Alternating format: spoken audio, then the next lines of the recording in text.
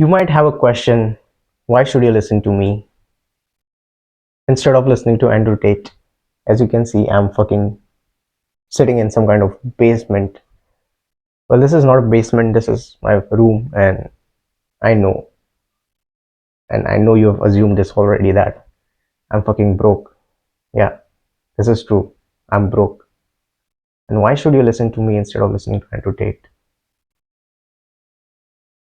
Let me tell you, Andrew Tate and I have had different circumstances. Let me tell you this story of a chimp, a chimpanzee. For an example, he has like a chimpanzee has learned an effective way to like crack nuts, not his nuts, the nuts that they eat. And like, for an example, he has learned to like destroy the shell of the nuts and eat them. It is like the most effective strategy and the fastest way to crack nuts, while his other friends are doing it like this, maybe like trying to break nuts apart into two parts. Just like it takes them a lot of time. But when this guy meets like these people who they don't know the effective way to crack nuts, what he does is he forgets the effective way that he has learned to crack nuts and follow their lead, follow what they are doing, because he wants to fit in, and he has forgotten his knowledge that he has learned through practice of cracking nuts again and again, and now he like is doing something else, which which is what his friends are doing. And how is this relevant to Andrew Tate? Andrew Tate has had a different environment. He has had strong-minded people around him, like his masculine father, his mentors, his brother, and a lot of other people, which heavily influenced him and which made him the man of character and the person he is right now. As he trained martial art, he was surrounded by like strong-minded people.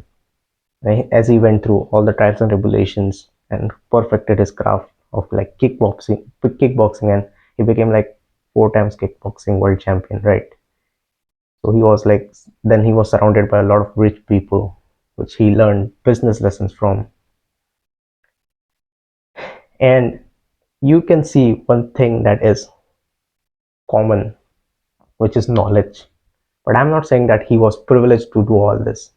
He had to work hard to earn this knowledge. But one unfair advantage he has had over a lot of other people is that he has had a masculine father who taught him how to be disciplined, how to be a man. This is the unfair advantage he has had. Whereas a lot of us, like me, we don't have that kind of advantage. We don't have like hyper masculine father who taught us to be disciplined, which led us to like go down this path of degeneracy. So, like for an example, if I am to learn from my friends who are fucking depressed, I'm gonna be learning things like how to be depressed from these kind of people. I cannot learn a lot of things from my father because he's not that masculine. Honestly, he's not that masculine. And I cannot learn from my teachers because these people are like, they hate their own job. They are not even passionate about teaching. So how can I learn anything from these people? There's no way I can learn from any of these people.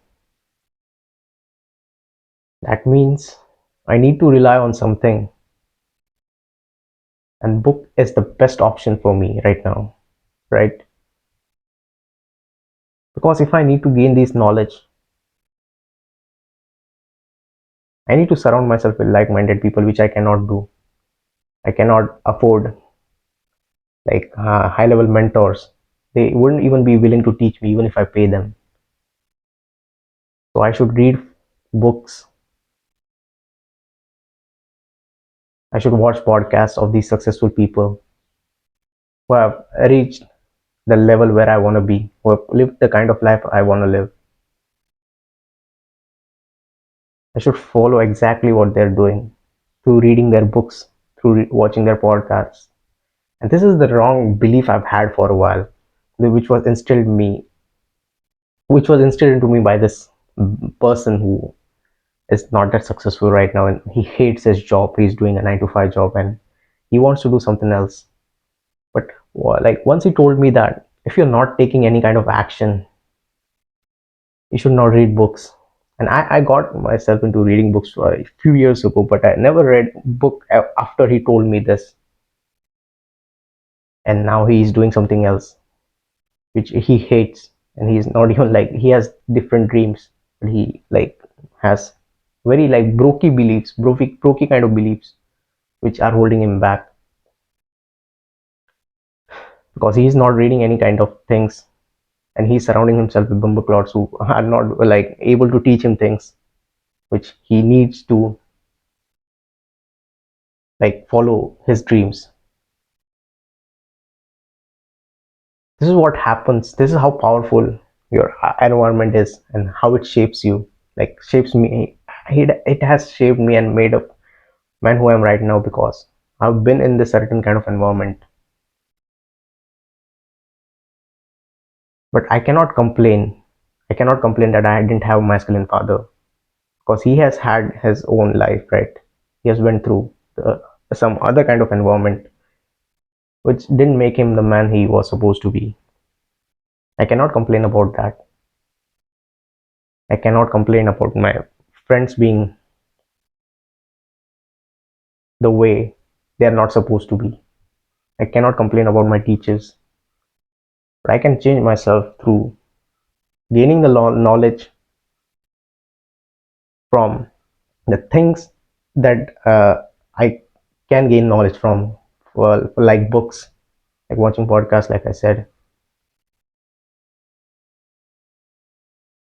and like this is like the best, I guess, the thing I've heard from Hamza. That is, reading books. You can use reading books and watching podcasts. You can use them as like your least, like not your basic attack. You can use them as your basic attack. For an example, if you've watched One Piece, you know this thing that when Luffy uses Gear 4, I don't know a lot about Gear 5, but when Luffy uses Gear 4, he drains all of his energy, and then he can use Gear 4 once again, and he has to use like normal attacks. So I can use that for an example. If I have a goal to like make it, like make a great YouTube channel and gain 1,000 subscribers, what's the most most high leverage task which is going to get me there, which is to record videos, but it is going to drain me at some point, right? I'm going to be drained. I cannot record videos for the whole day, right? So when I'm drained, what I can do is I can read books and like watch podcasts, and I'm going to be so much better than this guy who watches 50 and 8 shorts in a row and then goes on to like watch fucking anime. Then he plays video games. He constantly stimulates himself, and he still says that books are for dorks. So I'm gonna be so much better than that guy, right? And this is like the thing I've learned, that when I read books and when I watch podcasts, it's not like I take action immediately, which is like Hamza told me, you don't take action immediately. I took action after like a while. For an example, I read Atomic Habits 2 months ago, and I'm applying all these things now because I've reread it for a while, right? I've read the whole thing and I've reread the most important chapters again and again and again, which have like instilled this like belief into my minds, new beliefs into my minds, and this has made me like make so much progress about being like disciplined, being more like having a strong mindset. This has really helped me. And like, if imagine if I had not read that book, I wouldn't have been the same person, right?